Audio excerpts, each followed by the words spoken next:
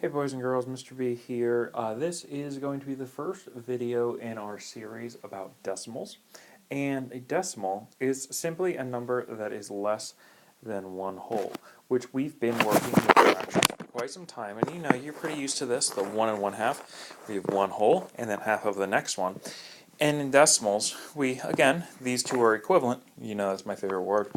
We have one whole, the decimal, which is the and then we have 5/10. And the videos later this week will review this stuff.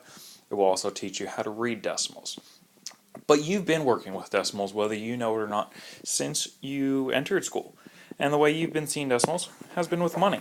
What this means is that we have 13 whole dollars and 73 cents, or 73 parts of the next whole dollar. So if we get 27 more cents, or 27 more parts of that dollar, then we would have 14 wholes. Same thing with this. If we have 5 more parts, then we'd have 2 wholes. So you've already seen decimals before. You just haven't necessarily thought of them as decimals. You might have thought of them mainly as money. So this brings us to our pause and solve. What I want you to do is I want you to copy down both this I want you to label. Circle the whole numbers and underline the decimals. Then I want you to write a sentence. What does that mean? We have how many wholes and how many pieces of the next whole. So pause that and solve this. Alright, my first example, I'm circling my whole number, which is 3 wholes, and I'm underlining my decimal. So what does this mean? Well, it means I have 3 wholes and 754 parts of my next whole, or my 4th whole.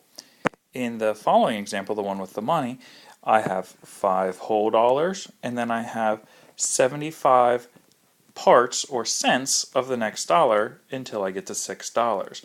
So that's what that means. I circled my whole number 5, underlined my decimal 75, and that means I have 75 parts of the next whole number. And that's going to wrap up our introduction for us here today, boys and girls. Your bring back to school is 2 parts. Number 1, A, I want you to write how are fractions and decimals related. Hopefully you already have that written down, so all you need to do is rewrite that. And then B, I want you to take it, break it down just like we did in the pause and solve. 6.931, what does this mean? Label it.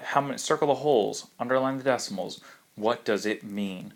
Hopefully you're going to do great with this, and I will see you in the morning.